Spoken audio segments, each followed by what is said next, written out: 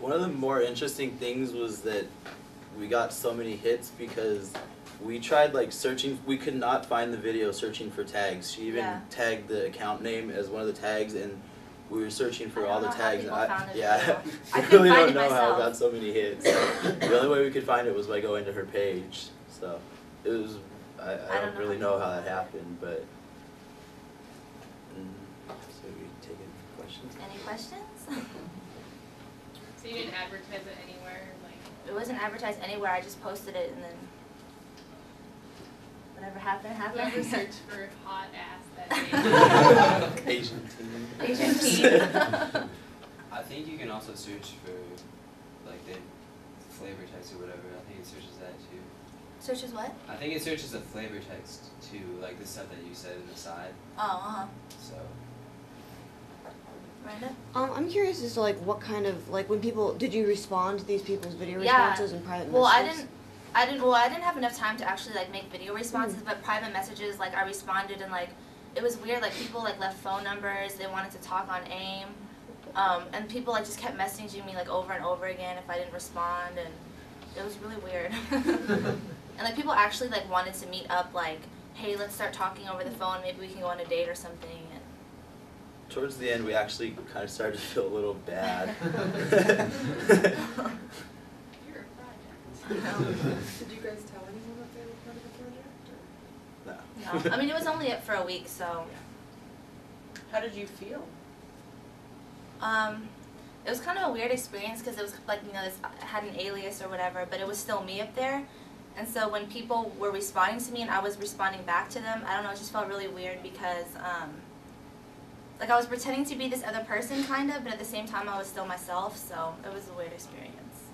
I think at one point you said that your name is Katie and your friend that broke up with her, or who met her boyfriend on MySpace was Katie. That's kind of just side note.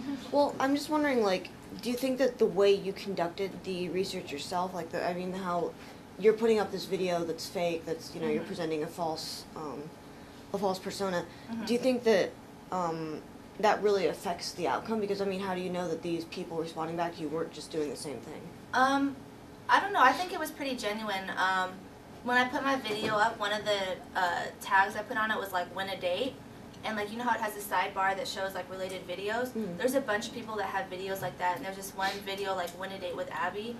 And I guess she's like a popular blogger, but she had like 20-something video responses to her win a date with me type of thing. So I think that people are looking for these kind of videos, and I think that they respond genuinely to them. Would you have an analysis about race and gender and sexuality that you would want to add to, you know, what you've said so far? Definitely. I mean, obviously being a female, first of all, I think if a male was to do this type of video, I don't think it would be as popular. Maybe people would perceive it as a joke. And I kind of wore some like scantily clad clothing on purpose to get extra hits, you know. And I think one of the biggest indicators was the tags that we picked to try to get our video to, you know, come up on the searches and stuff. And we chose like, you know, ass, hot, you know, lonely girl, what, you know, whatever, to try to get hits. And I mean, I guess those are the types of things people are looking for on YouTube. And perhaps that's how they found the video. So I think that has a lot to do with it. Yeah, if you were ever to do this study again, it would probably be a pretty good idea to pretty much upload the same video, except tag one of them, you know, hot Asian teen ass, and the other one That's a good something idea. completely different. Yeah, that's a good idea. And just see how that compares. Yeah, see the, like, compare the views and stuff.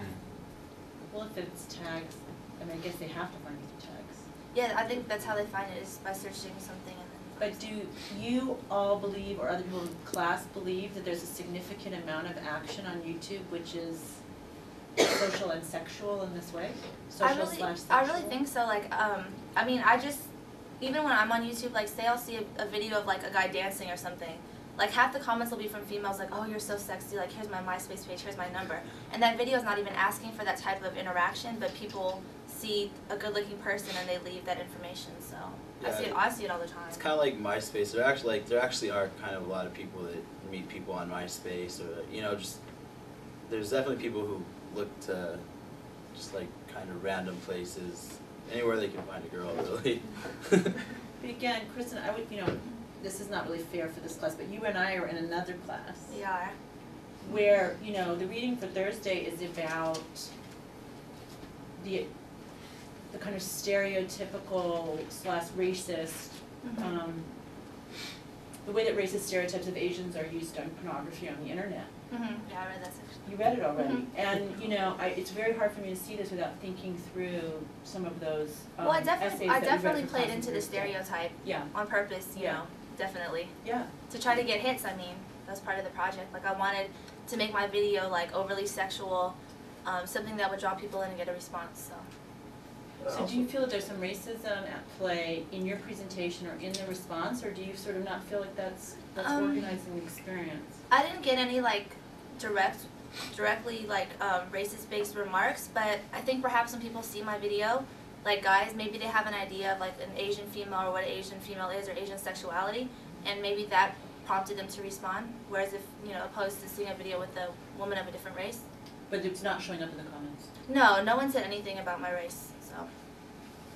That's cool, because we had conjectured earlier in the class that anytime you saw a person of color on YouTube, Yeah, I that someone didn't was get gonna come back and anything, say something smarmy to you. So. At the same, I'm sorry. No, you can go for it.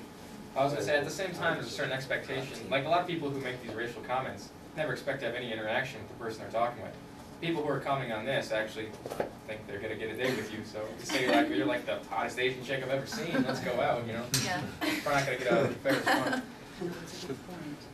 I just want to say that I think it's interesting also how you were like catering to a specific demographic in the way that you were like legitimating their interest in you and like the online thing, like being like, oh, well, my friends think that this is really silly, but then like kind of reassuring them that this was like an okay like Yeah. means of communication and things, and how that would like kind of really reassure, I don't know, if we think about who might be responding to this, like typically we think, well, okay, they're like for one reason or another not finding what they want in like real life, and so they go online, and then this is gonna like kind of encourage them to respond. So I thought that was pretty interesting, and also how they're like rating you, kind of like in their responses. Like, that's a pretty, I don't know, interesting phenomenon. Like if you think, well, if they actually like wanted to meet you or whatever, like usually like being like, oh, I think you're a 10, like isn't the way to go about like first introducing yourself. But then it's like this very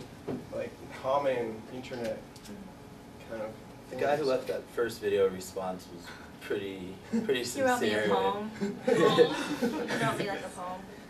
But yeah, it's funny, me and Ray actually, like, the script for the video, we, like, spent a lot of time working on that, That was like the hardest part. because we wanted it to seem natural Yeah. and not just like, oh, send me a video about yourself, you know what I mean? So we spent a lot of time, like, working that out, so. I think we need to move on, but what, you know, I know there's another cyber reality group, and I think that, Dan, one of the things your question raises for me, you know, this distinction between, well, meeting someone in real life and meeting them on a social networking space. I mean, I don't even know if that's a legitimate distinction anymore.